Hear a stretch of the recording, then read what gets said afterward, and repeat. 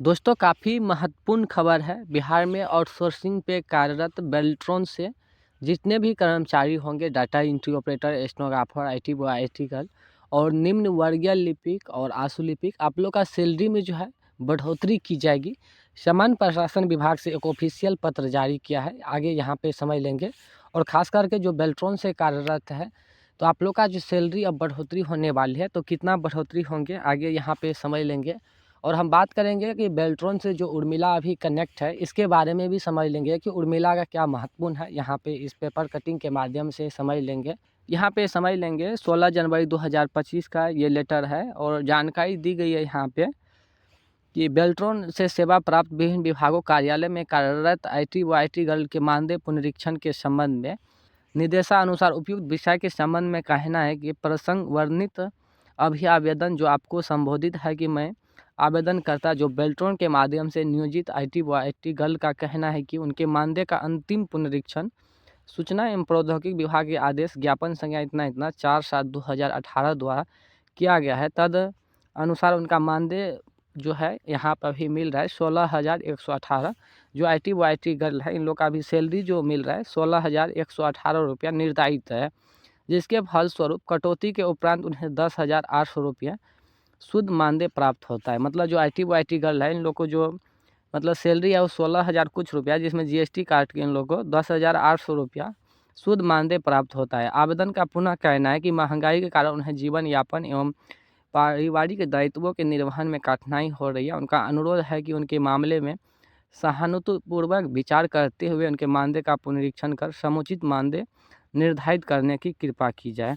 तो यहाँ पे समझ सकते हैं जो बेल्ट्रॉन से कार्यरत है, यहाँ देखिए लगातार जानकारी दी है कि भविष्य में इन पदों के विरुद्ध सेवारत कर्मियों के एंट्री मानदेय का निर्धारण एवं 2018 को आधार मानकर उनमें प्रत्येक वर्ष एवं 5% की वृद्धि के साथ साथ किया जाएगा, परंतु विगत 6 वर्षों में प्रासंगिक मानदेय का पुनरीक्षण नहीं हो सका। यहाँ ये उल्लेखनीय है कि इतना हाल में समान प्रशासन विज्ञापन संख्या इतना इतना और यहाँ पर देखिए संविदा नियोजित चालकों कार्यालय परिचारी का मानदेय पारिश्रमिक का पुनरीक्षण समान प्रशासन विभाग के चरित्र संख्या इतना इतना में द्वारा किया गया है।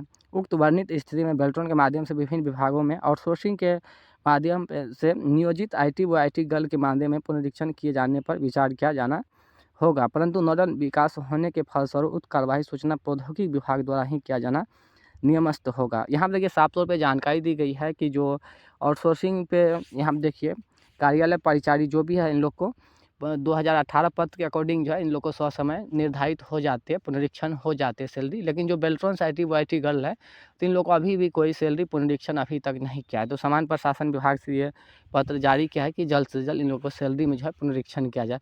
बाकी यहाँ पर आगे और देखेंगे एक महत्वपूर्ण लेटर है जो निम्न वर्गीय लिपिक और आशु लिपिक होंगे, तो आप लोग का भी सैलरी में बढ़ोतरी की जाएगी। उसके बाद हम इस पत्र के माध्यम से जानकारी देंगे जो न्यू कैंडिडेट होंगे उसके लिए कि बेल्ट्रॉन से उर्मिला का क्या महत्वपूर्ण है।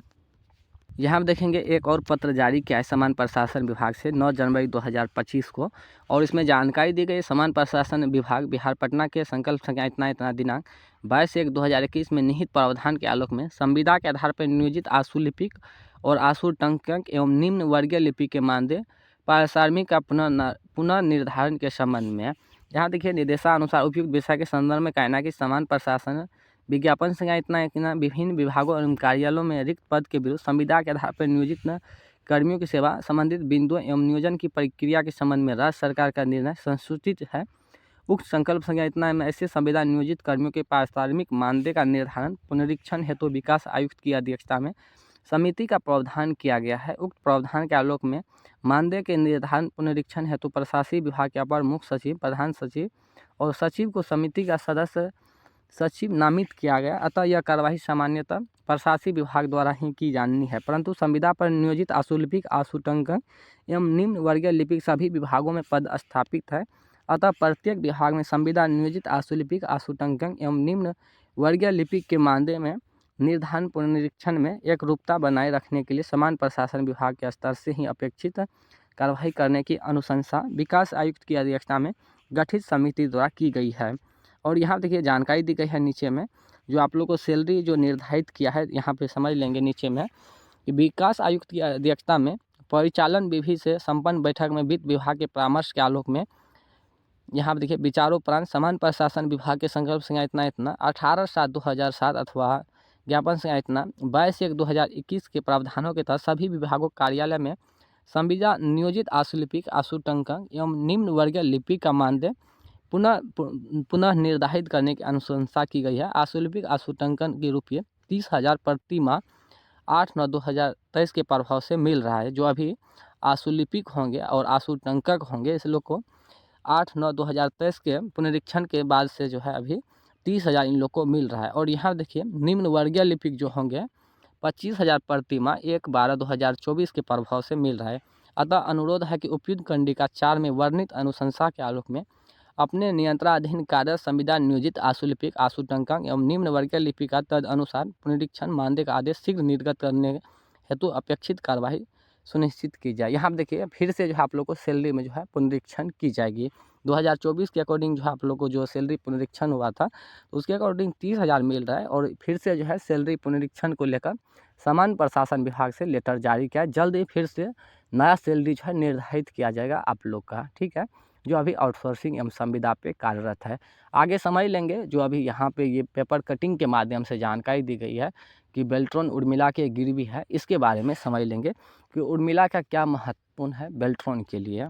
यहाँ पे समझ लेंगे ठेके पर सरकार उर्मिला के अविनाश के पास गिरवी है नीतीश कुमार। देखिए उर्मिला का जो डायरेक्टर है, जो कंपनी का मालिक है, वो अविनाश के माने जाते हैं, ठीक है। इसका डायरेक्टर जो है वो अविनाश कुमार है, ठीक है। यहाँ पर देखिए जानकारी दी गई है हाल सरकार आजकल ठेके पर चल रही विभागों में सेनावृत्ति के बाद ठेके पर उप सचिव संयुक्त सचिव बनाया जा रहा है। यहाँ तक कि न्यायालय का काम ही ठेके पर चल रहा है। न्यायालय में कार्य करने वाले कर्मी भी ठेके पर है। और सरकार के आईटी और कंप्यूटर एजुकेशन को बढ़ावा देने के लिए एक संस्था बनाई है जिसका नाम है बेल्ट्रॉन। और बेल्ट्रॉन के बाद बेल्ट्रॉन के दिनों में एक काम दे दिया गया है था मानव बल आपूर्ति करने का।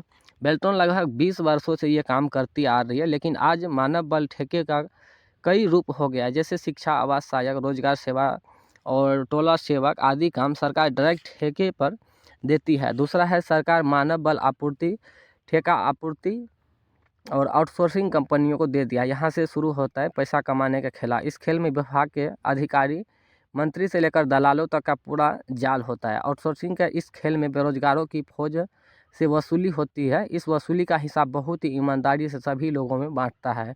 अब यह प्रश्न है कि जब सरकार ने अपनी संस्था बेल्ट्रॉन को मानव बल आपूर्ति हेतु खोल रखा है तो फिर अलग अलग विभाग अलग अलग एजेंसियों के माध्यम से आउटसोर्सिंग पर कर्मी ठेके पर क्यों लेते हैं। उससे भी बड़ा प्रश्न ये है कि जब बेल्ट्रॉन सरकार की एजेंसी है तो ये काम दूसरे कंपनी को सब लेट क्यों करती है। बेल्ट्रॉन पहले छात्रों से कंप्यूटर दक्षता परीक्षा लेती है और फिर दक्षता परीक्षा में पास हुए अभ्यर्थियों को लिस्ट तैयार करता है। देखिए इसमें साफ तौर पे कहना है कि जो बेल्ट्रॉन है वो बेल्ट्रॉन आउटसोर्सिंग कर्मचारी प्रोवाइड करवा रहे हैं, लेकिन फिर भी जब पैनल बनते हैं तो जो भी इन लोग का मेंटेन है कर्मचारियों का सैलरी भुगतान करना, साथ ही साथ यहाँ पे जो ज्वाइनिंग लेटर से सभी काम जो है उर्मिला करते हैं। जैसे आप बेल्ट्रॉन में क्वालिफाई करेंगे, पैनल जो तैयार होंगे, उसके बाद जो आप लोग ज्वाइनिंग आप लोग को देंगे वो उर्मिला देंगे, ठीक है। तो यही सबका कहना है कि जो अभी बेल्ट्रॉन चला रहे तो बेल्ट्रॉन ये खुद क्यों नहीं सैलरी पे करना चाहते हैं, क्यों नहीं ये खुद से जनरेट करके मतलब अपने विभाग से है क्यों नहीं ये ज्वाइनिंग लेटर देना चाहते, क्यों इस बीच में जो है थर्ड पार्टी रख करके जीएसटी काट रहा है, ससमय सैलरी जो है पुनरीक्षण नहीं हो पाती है।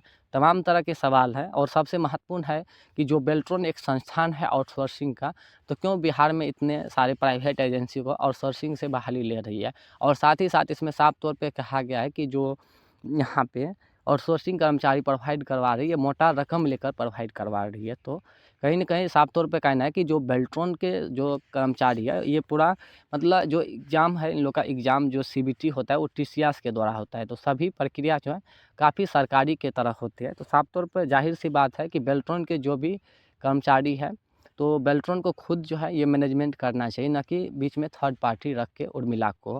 बेल्ट्रॉन को जो है खुद ज्वाइनिंग देना चाहिए और जो भी भुगतान है वो बेल्ट्रॉन को खुद करना चाहिए, ठीक है। लेकिन वो बीच में सर्विस प्रोवाइडर को रख के उर्मिला को रख के बेल्ट्रॉन जो है मतलब कर्मचारियों से जीएसटी ले रहा है, ससमय जो है सैलरी बढ़ोतरी नहीं हो पा रही है। तो यही कहना है।